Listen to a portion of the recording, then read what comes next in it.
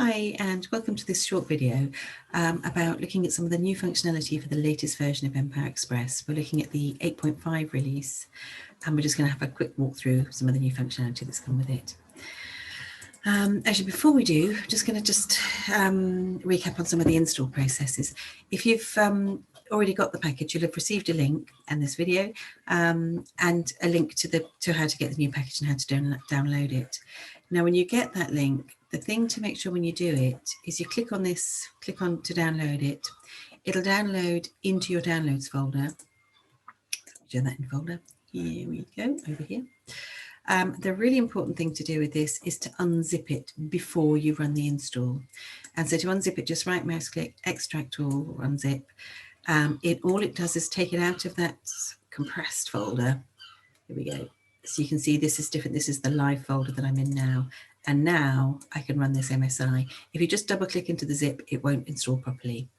But if you unzip it properly, then it's ready to run. The other thing you need to do before you run it as well is close down PowerPoint, close down Excel, and also the sync as well. And again, the best way to do that is if I click on my task manager, here we go. You can see in your app, so that's what's sort of open. I'll need to close Excel and I'll need to close PowerPoint here. But also just double check and go into your background processes and do two things. One, end task on the Empower sync, so that's no longer running.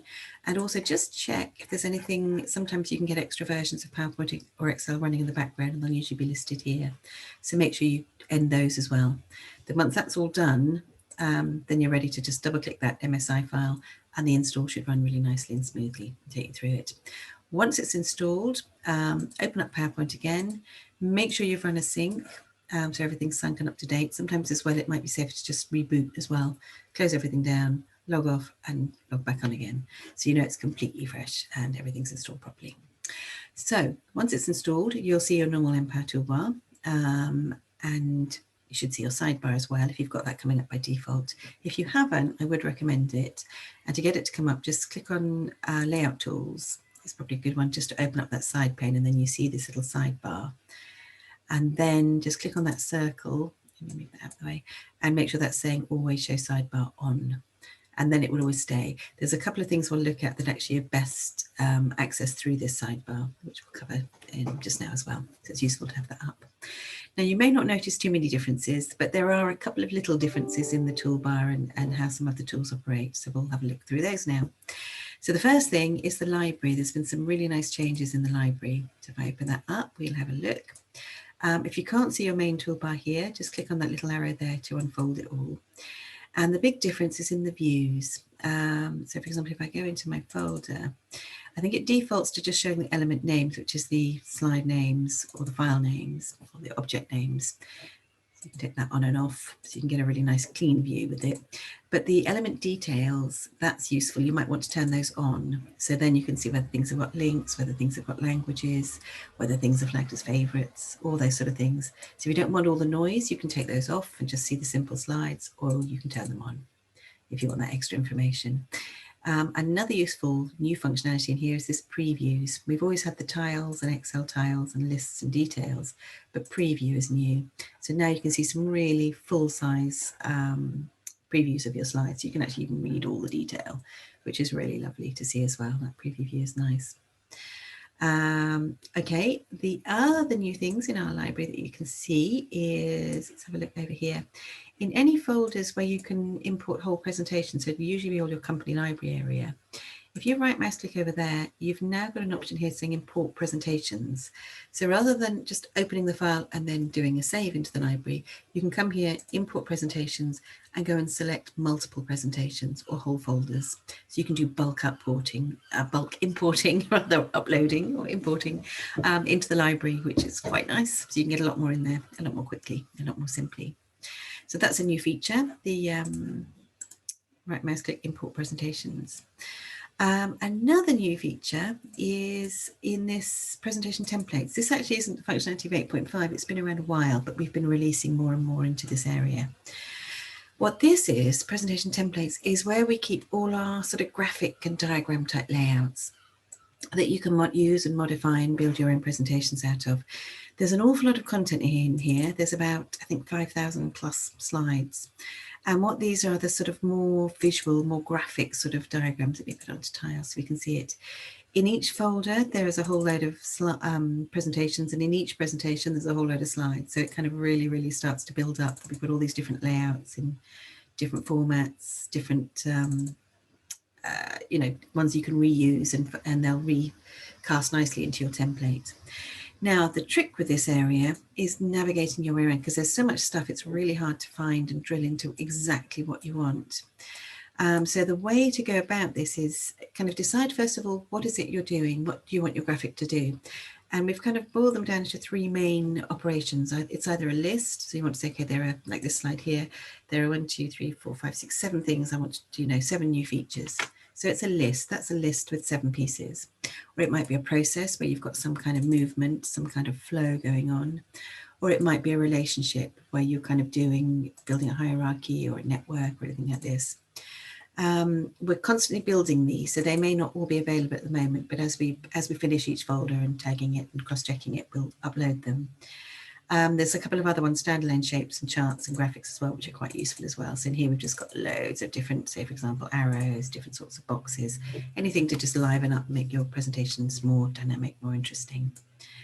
Now, the trick, particularly with these first three, the list, the process, and the relationships, is to kind of decide what type of graphic you want first. So for example, if I'm looking for something for this, it's a list. I want to say there are 7 things. So I can either search at this level or I can drill in even further. I'm going to say, actually, I'm going to go for a horizontal list. But again, there's loads of files in here, and each file's got loads of slides in. So I'm going to use the search tool. So I just click in there and I type in my 7. I'm going to make sure I'm only searching in this area. And then I'm going to run that search. So it's searching in horizontal lists, and it's going to come back and say, okay, any second now, there we go. So now I can see it's all just single slides. It said this is different ways of saying there are 7 things. So I can scroll through these and just kind of think, okay, what's going to, one, look nice with my style and suit the message I want to do. Let's have a look. I'm going to have that one. So if I just click on that and then insert it, it's going to drop it into my presentation. There we go. And at the moment it doesn't look perfect, but the colors are generally there, the font is generally there. And you need to do a couple of things just before it's completely usable. And the first thing you need to do is go to your layout up here. And I'm going to choose, make sure it's using the right framework, the right slide layout for me. So I'm going to say title only. Yes, it is. See how that's jumped into place. It's still not perfect though. So that I need to do that reset as well. So now it's kind of perfectly housed in my template, in my slide. The next thing I need to do is maybe sort of look at the sizing. It tries to size it and doesn't do a bad job, but it's not always perfect. And for that, I need my layout tools. So I'm going to come into here and I'm going to do the stretch. I'm just going to fit it there, nothing selected. So it's just going to do the body, all the contents of the body, and stretch it. And it's filled that space pretty nicely. Put my guides on and you can see it's kind of fitted it in really well. Not quite centrally, so I'll use the position tool as well, just to center it on my slide. And there you go, it's ready to go. So I just need to concentrate and add my text. Maybe I need to change these icons, and that's another thing I wanted to mention as well. That's a new addition to the 8.5, is we've enriched the icon collection we've got. So if I go here in the sidebar, these are all the sort of the different corporate design elements, slides, charts, tables, and so on. So you've got the generic ones plus your own company ones. Now in icons, we've got some folders of generic ones, but actually if I search in here, what I'm going to be doing, we've plugged in an external icon source. So rather than kind of building up our own libraries, we've actually found a company that has beautiful libraries. We thought, why were we creating it? We'll just plug into their one. So now when I search in here, and I'm going to search for, let's say, library. That's the first thing I've got there. Search for library. These are the icons that were in my folders already, but these are the ones it's pulling out of the Icons 8 collection. And what we get from there is 3 different sets. We get an outline set, which is all of these. We get a filled set, which is all of these. And then there's a third set, which is a slightly sort of different look and feel. So tend to stick to one that suits your presentation. In my one, I'm tending to use these nice little outline ones. I'm going to carry on using outlines, this set. So I'm going to look through there and think, actually, which one of these does what I want? That one, that's perfect. So I can insert that, no problem. There it is. And it's just a little vector object. I can recolor it. I can do what I like with it. Or if I've got one already there, I can just select it and select my icon and then just replace it. And what the replace will do is keep the size, keep the color, and just slot it straight in. So it's really quick, really lovely and easy to just change those icons and use those icons. It's very similar to the image library, which you may not be aware as well, is if you go and search for images, one, it'll search through the folders, your folders and the generic folders, but actually it's plugged into an image database called Unsplash. So if I type a search in here, it's found images that maybe in my collection, but actually these ones, if I hover over, you'll see they're all coming from Unsplash. So again, it's a really nice way to find some really good images and just slot those in. And again, you can just replace them as well. And they'll keep the size and position that you've had for them. There we go. Okay, just close that one. But just in case, the Unsplash has been there, I think the last update, but you may not be aware of it. Because one difference with both the icons and the images, when you search here, that's when it's going to go to those external databases of Icons 8 and Unsplash. But if I search in the library itself within these images and icons folder, here it won't go and use those external databases. It's only when you're searching in the side pane. Even though the folders are the same, it's just that search mechanism is what's going to go to the external source, which is quite handy though. But those icons, honestly, are absolutely lovely, really easy to use. The next thing I want to talk about is Excel linking. That's changed slightly in this new version. It's got easier and they've kind of amalgamated it all. So let's have a look at Excel linking. So you can link charts, you can link tables, and you can link text boxes as well. And the way to do it is very slightly with what you want to start with. So if it's a chart, you'd come into here to start your chart off. Now there's actually two types of charting in PowerPoint with Empower. If I click on the word that says chart with that little image, if I click there, I've accessed the corporate design elements, and these are just native charts. So if I insert these are normal standard PowerPoint charts, and with all the normal PowerPoint functionality. So you can access them through there, ready formatted, or you can just do insert chart. And again, it's the native PowerPoint chart. Now, there are also a collection of Empower charts. If you click on the little arrow this time, so not the text here, but the arrow drop down, this time, these are the Empower charts. And these have different functionality to them, and they function slightly differently. I'll insert a waterfall for now. There we go. So it's put it into my placeholder and sized it. So I know I'm in an Empower chart because I've got the Empower toolbar with it. And these have different functionality. If you've not used them before, they're absolutely wonderful. And they've been part of the package for a while. And there's some really nice functions. One, it does different charts like a waterfall here. That's so easy to update and change. It's just absolutely, oops, okay, might have another one open. There we go. So I can just type in the values and see how it's all adjusted perfectly happily. Even the total, there we go, let's change that. So it's absolutely, oops, that's probably not such a good value. Let's put in 200. There we go. So yeah, it's really easy to use on that front. So one, you've got some nice new chart types. If you click that little arrow to use these, but also you've got all the standard chart types. The other thing, you've got some nice automation here in the lines, for example. I could put a growth arrow on, and one, it will calculate it for me. 2, it will position it, and 3, it'll move all the chart and everything down as well. So again, those are really lovely to use. So if you've got anything slightly advanced you want to do with your charting, then do it with the Empower charts. They're really nice and straightforward to use. And the piece I wanted to show you in there, actually I've jumped ahead, but that's fine. We'll talk about linking in a sec, but I just wanted to mention there's another new chart type in there, which is really good too, which is the Mecco or Mecco chart.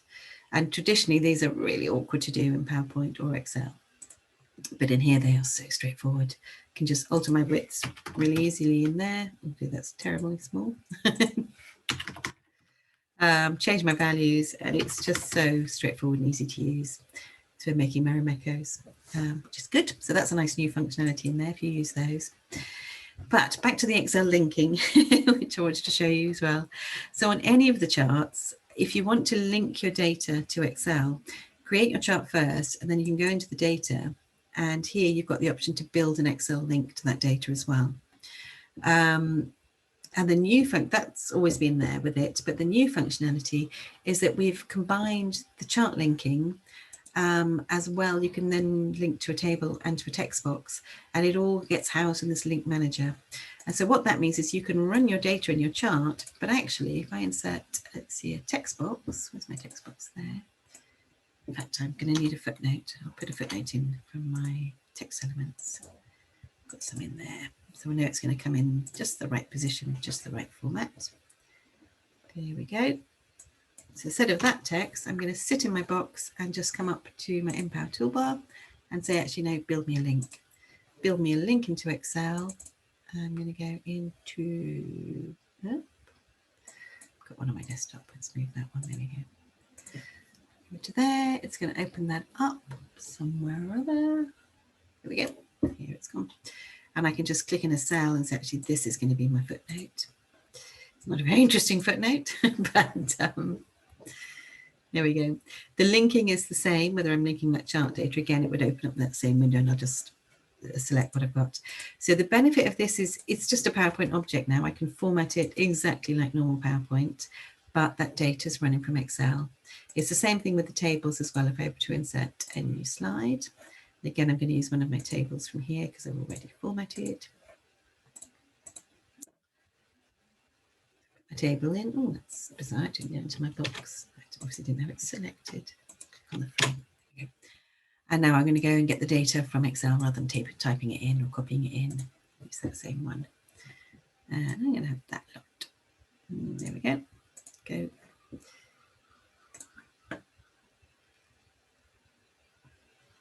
There we are, all done. So it's all formatting, and I can format it in here quite happily. You know, everything is just behaves as normal. It's a PowerPoint table.